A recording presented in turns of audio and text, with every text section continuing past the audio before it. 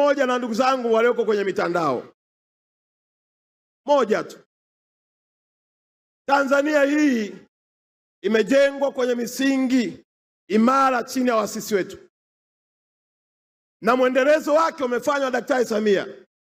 Hatubaguani kwa ukabila wala kwa udini. Niwaombe sana, hatuna nchi nyingine zaidi ya Tanzania. Uchaguzi huu ni uchaguzi wa kikatiba, sio matako ya mtu wala hisia za mtu, na nchi haiendeshi kwa matamko. Tunaendesha nchi kwa mujibu wa katiba. Daktari Samia alivyoondoka duniani, John Pombe Magufuli aliapa kuilinda katiba, na sisi wana CCM hatutakubali aivunje katiba kwa kuruhusu kelele za kwenye mitandao.